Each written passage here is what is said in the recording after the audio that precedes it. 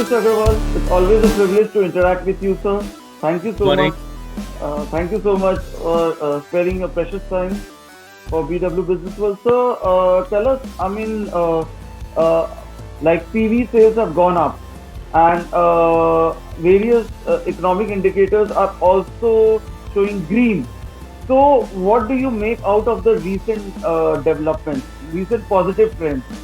Are these steps moving in the right direction, which will ultimately lead to some fillip in CV sales?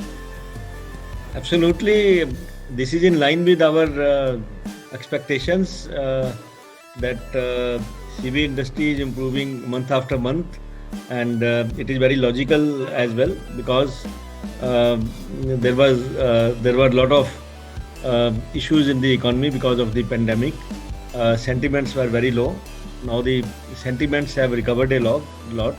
If you look at the PMI index, that also has improved quite a lot. So this industry runs on the sentiments, and with the sentiments improving, the business activity is going up, and as a result of that, I think you see a lot of trucks on the roads. If you go out on the highways, you see a lot of trucks. There is a lot of traffic jams because of trucks and all these autos which are there on the roads. So that is indicative of the movement that is happening of goods, and so as a result of that, CV sector has started improving, and economy also is getting better and better, even though still it is down quite a lot. Uh, However, if you compare with quarter one was 24% down, quarter two is expected to be around 10% down. Quarter three will maybe still little bit down, but quarter four we are expecting that GDP will grow. So based on all these 4 quarters put together, the expectation is that this year economy will be down by maybe 8-10%. So still it will be down, but it will be down by 8-10%, including 24% down in quarter one. So with that being the scenario, now onwards you will only see the better report for the CV industry, because CV industry has been the last to recover in the entire auto sector, and since it is linked to the economy and the economy is doing better now, so therefore we are very optimistic for the CV industry as we move forward. Great, sir. Sir, now there is a shift in focus for India's trucking industry from just making trucks to now emphasizing on driver comfort and safety and also efficiency. Sir, your thoughts on this? Because Volvo is known for safe vehicles. No, absolutely. In fact, if you look at our vision, we had always been trying to modernize. Our vision is driving modernization in the entire commercial transportation in India and also in the developing world. And commercial transportation it is a very, if you look at the technology levels, it is still low, even though there are a lot of discontinuities which are happening. For example, BS6 has given another opportunity to upgrade the technology. But at the same time, there are still, if you look at the cabins, you will see a lot of new trucks also still produced without cabins. So still there are, you can say the cabins are built roadside. Therefore, the technology is still low. And as far as we are concerned, we always have been trying that we should modernize the industry, we should make the trucks more productive, so that the customers start getting more and more benefits of the entire modernization, and in line with that, you would have seen around 3 months back, we announced that whatever trucks or buses that we sell, these all will be connected, and we have started selling 100% connected trucks and 100% connected buses, so that the customers get full advantage of the technology. And when the connected trucks are sold, it means customers, they remain always connected with our uptime center. They always remain connected with us. We can give them a lot of services. We can tell them about fuel management. We can tell them about maintenance. We can tell them about how to make the trips more productive. So there are whole host of services which can be provided when the trucks are connected. And now we are offering 100% connected trucks and buses, which is a absolutely pioneering step in the entire industry to modernize the industry. So I think that's absolutely is going to happen. Modernization is going to happen more and more, and customers are going to get the advantages, and customers will start realizing it that it is always better to pay a little bit more premium rather than go for a low price truck. And even if you pay a little bit premium in the initial cost, but your overall cost of acquisition still remains very low, and you still make more profit even after paying slightly higher initial price, because 50% of the cost of ownership is fuel.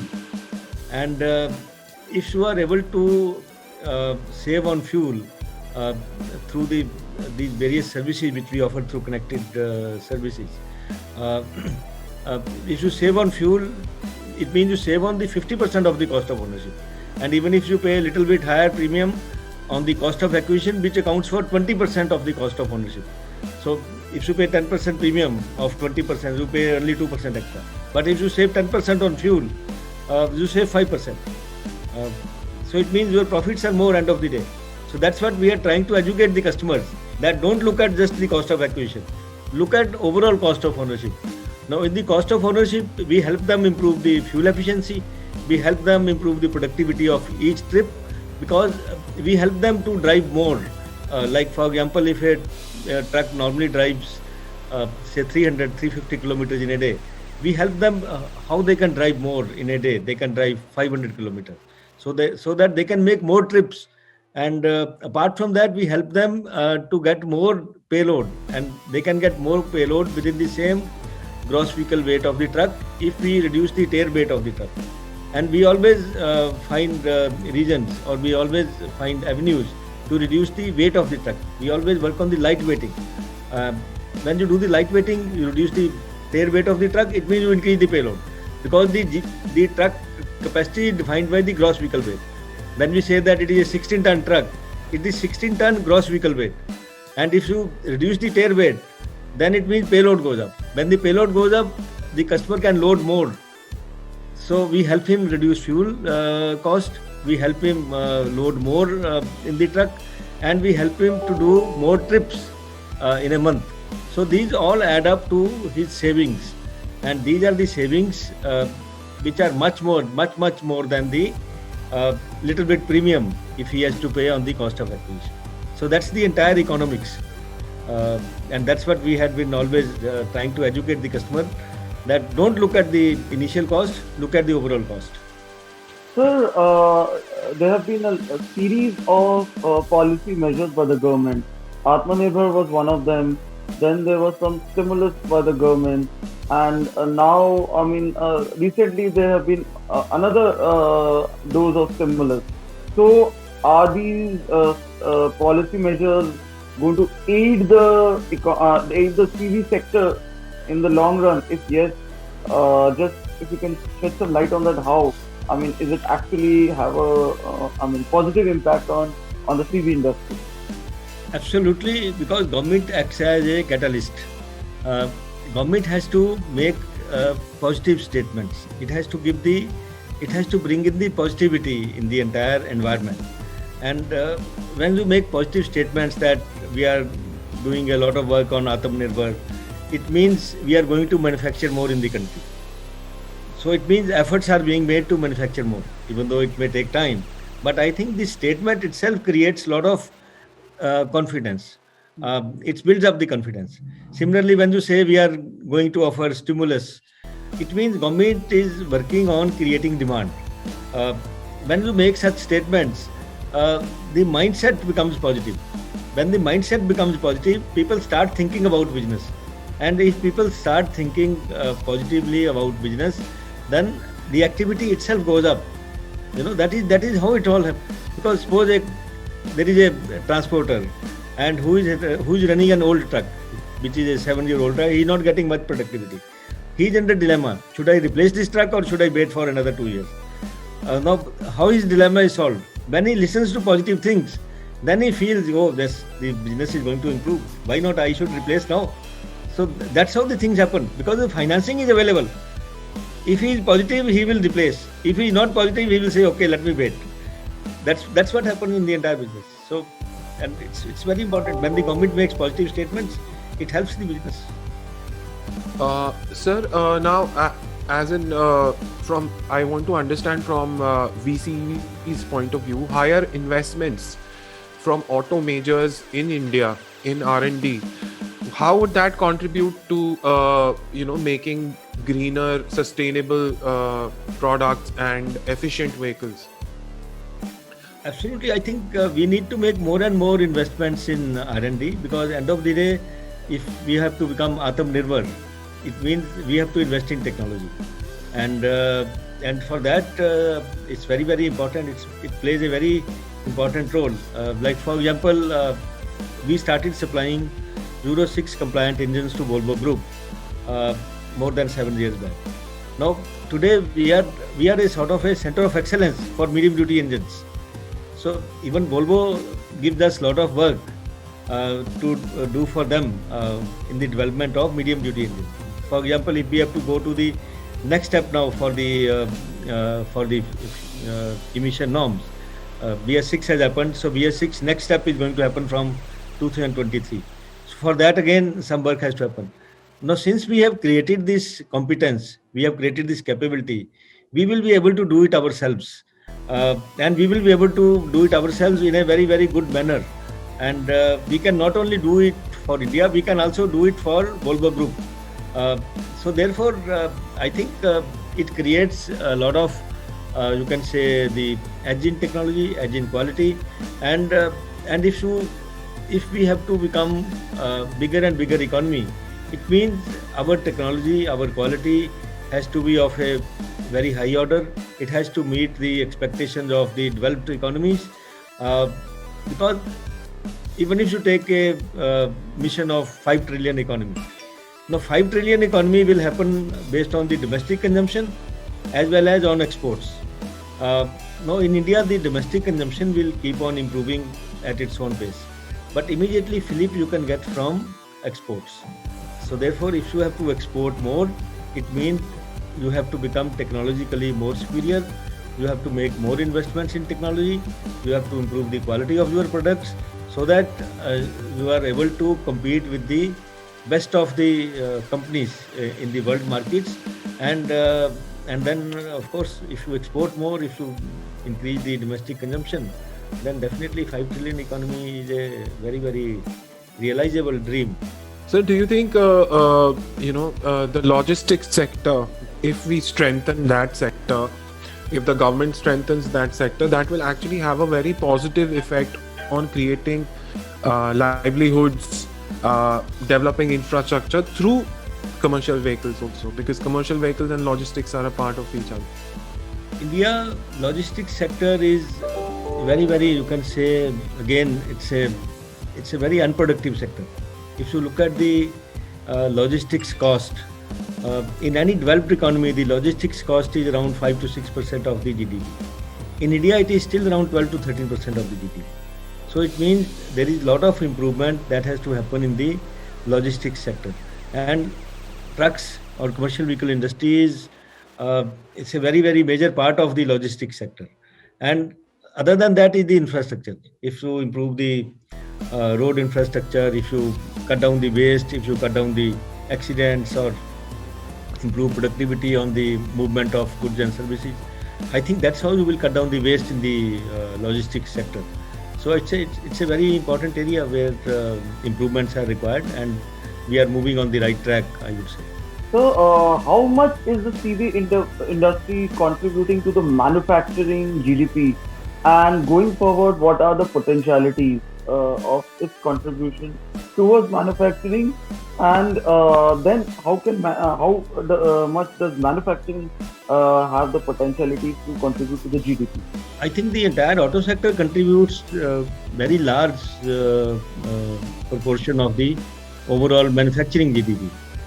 I think it's around close to 50%. It's around 49% of the manufacturing GDP is contributed by the auto industry, not the CV industry, but the entire auto sector.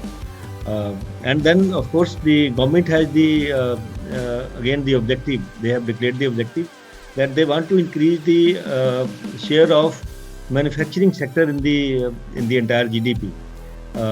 If that has to happen, I think auto sector will contribute quite a lot in that, and definitely it's very, very important. It plays a very important role in the manufacturing GDP, and not only manufacturing GDP but also in the employment generation and in indirect and direct both employment and also export revenues. So auto sector is very important for the entire country. It's backbone of the economy. Sir, now international global players are actually looking to diversify from China and probably come to India. So how do you think we can actually get the international manufacturers to come into India? I think again that's the question of the quality and technology, which we discussed earlier. We have to continue to create that confidence that we will be able to produce the technology that is required, and you need the large factories.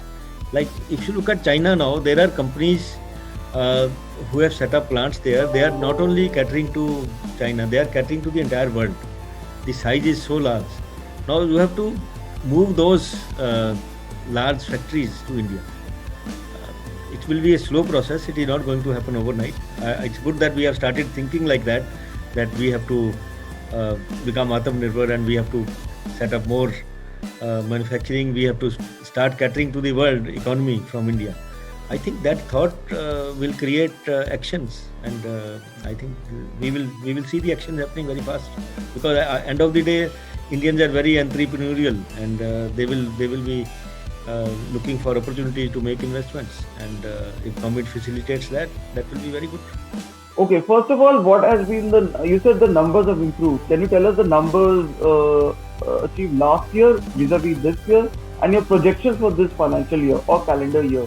Are you expecting a flat growth, or you're expecting a negative growth or positive growth? If you look at the industry, CV industry, 5 ton and above or 3.5 ton and above, in 2018-19 the industry size was around 550,000, and 2019-20 dropped by 40% to 340,000. So 550 to 340, and then of course the first 6 months this year, this was down by 75%, because the first 2 months the industry was, and that 75% drop also was with respect to the already lower industry for last year. Last year, as I mentioned, it dropped by 40% as compared to 18-19. So on a lower base, the drop was around 70-75% in the first half. So the first half, 3.5 ton and above CV industry was only around 50,000 units. Now, going forward, if you look at October, or if you look at current month, the expectation is that we are now improving, and we should be almost equal to the last year, the second half. So if last year second half was say 150,000 or 170,000, so we should be able to do a similar number in the second half this year, because we are almost now at the same level. Last year itself the base was second half was worse than the first half last year. So second half base was not so good. So therefore the second half, if it was around 150,000, we are expecting that the industry will be around something similar. So if you reach that similar size of 150,000, still it will be only 200,000 for the full year, because first half was 50,000 and second half 150,000, it becomes 200,000. And last year was 340, and as I mentioned, 18-19 was 550. So 550, 340 and 200. So that is the type of drop that we will see. But at the same time, this 200 has very different first half and second half. The second half, it is if it is 150,000, then next year, of course, the first half also will be better, because first half will not be like the current year's first half, and next year's second half will be better than the current year's second half. Therefore, next year the industry will be much better. It will be somewhere between 18-19 and 19-20. like for example, somewhere between 550 and 340. So that's what my projection for the industry is. Now, Next financial year, right? I'm talking of next year. Financial This year, year right? it is financial year, April to March. Okay, so what is the number you said? 5 lakh or something? You put a number? I said that 200,000 for this year, and then next year first half will be much better than the first half of this year. Okay. First half was 2-3 months were lockdown, and first half was only 50,000. So next year first half will be much better than the 50,000, and next year second half also should be better than the current year's second half. Okay. So therefore next year should be somewhere between 2018-19 and 2019-20. So if 2018-19 was 550,000 and 19-20 was 340,000, so you will see somewhere between that, maybe 400,000 or around that. So that is what my hypothesis is, that you will see improvement happening, but still even next year also will be much lower than 18-19, which was our earlier peak. Okay. So that is beyond, okay. We that see is the like, situation as far as the industry is concerned. As far as VCV is concerned, we are participating in 3 important segments in the industry, like light and medium duty trucks, which is 3.5 ton to 16 ton, and then we are there in the heavy duty trucks, and we are there in the buses segment. If you look at our performance in first 7 months, we have improved in market shares significantly, even though the industry size is small, but we have made improvements in the market shares. That is because our BS6 technology is much more mature relatively to the competition. Then we have taken a lot of steps which I mentioned on the productivity. For example, 100% connected trucks, uptime center. Uptime center is the first of its kind in India. So no one else has that sort of a forward commercial focused, customer focused uptime center. No one else has that in India, and we are offering various types of services through that uptime center. So based on all these steps, like for example, better products, better technology, better aftermarket service, retail excellence, connected trucks, uptime center. So based on all this, customer is getting convinced that VCV can offer them better products and better services. So as a result of that, we are improving the market share consistently, and so based on that, I think our objective is to continue to make these inroads in the market with more and more market share. So based on that, we will do relatively better than the industry growth. So that is what our objective is. okay. Industry is going now, so we should do better. That is what our aim is. Okay. Sir, now one question on investments by international players. Now, sir, I want to understand your thoughts on these investments should be safeguarded in India, because that will create a very fair playing and a healthy ecosystem, and it will also bring out some great products. So your thoughts on this? Anyone making investments in India, they have to look at the basically the economic viability of that. If they find that these making investments in India are going to be give them good returns, they will come and make them. No one makes the investment just for the sake of it. India wants them to make investments, so they will come and make investment. So they will come, evaluate, look at the projects, look at the potential, and make the investments. Absolutely, I think government is taking more and more steps to attract the investment. Like for example, they have reduced the income tax rates significantly for the new investments. I think it's just around 15% or 17%. So they have made this very attractive destination from the ease of doing business or from the point of view of the taxation structure. So therefore, I think anyone coming to India, it's a very big attraction. There is a good governance. Judiciary is very mature here in India, and corporate governance are good. There is good talent available. There are good availabilities of resources, and infrastructure is improving. So I think it's a good destination for the foreign companies to come and invest in India. and so I am very positive on that. When do you see absolute revival of the, of the TV industry and also of the auto industry? I mean, if everything is taken care of, all the policy measures which you have highlighted are taken care of. So when do you see absolute revival? And if you can put a timeline to that and your thoughts. It's already, I think, on the revival path. So it is on that journey. So we are on the track. It will take. Nothing happens in quantum jumps, but it will happen steadily. So you will see the revival more and more. So, you spoke earlier about digital connectivity with fleet owners. You're onto also the digital HR management practices and also like, 3D printing and all.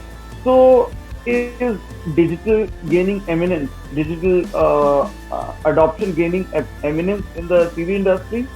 If yes, are you bearing wing of that, and is that the way going forward? Absolutely, digital is going to be the order of the day. So digitalization is very, very important if you have to run business now. So without digitalization, you will not be able to run business. So therefore, it is going to touch you in the every phase, whether it is manufacturing, whether it is selling, whether it is HR, or whether it is finance. So digitalization is going to be there. It is going to happen more and more. So therefore, we have to be absolutely ready on that, and we have to take all these steps so that we are not left behind. And it applies to everyone. Anyone not taking steps in digitalization, he is not going to stay in the business.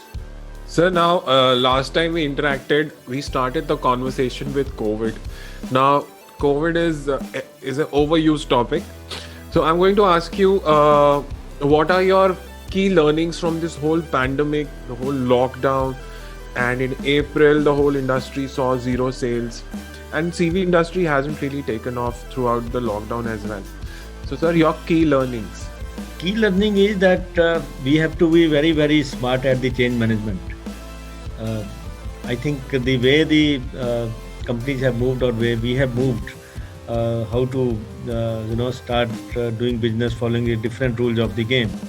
I think that's very, very commendable. The way our factories are running today, adopting the new ways of working, taking all the precautions, the way our sales and marketing teams are working. I think we have moved very fast.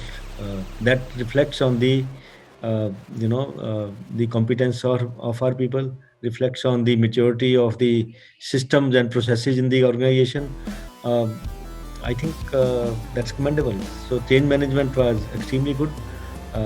Today, all of us, even though it's a very, very deadly disease, and but all of us are learning to live with this, taking all the precautions, and our people are absolutely very, very confident of fighting it out and taking care of themselves as well as their colleagues and everyone. So the one learning is doing the change management in the best possible manner and keeping the employees engaged, and at the same time, I think we have cut down the costs. We have made ourselves more lean. We have made ourselves more fleet-footed. We have become much more productive. So I think a lot of things have happened due to COVID. Great, sir. Sir, now in a very short 2 or 3 lines, can you tell me what is your forecast for the CV industry in the say 2021? CV industry is on the recovery path, and we have to push it hard. we have to remain very positive, and it's out of woods. I can say CV industry is going to improve more and more. So we are very, very optimistic about it, and there are a lot of opportunities in the market, and we have to take the full advantage of those opportunities. So, sir, it was great talking to you. We wish you all the best and stay safe, sir. Thank you so much.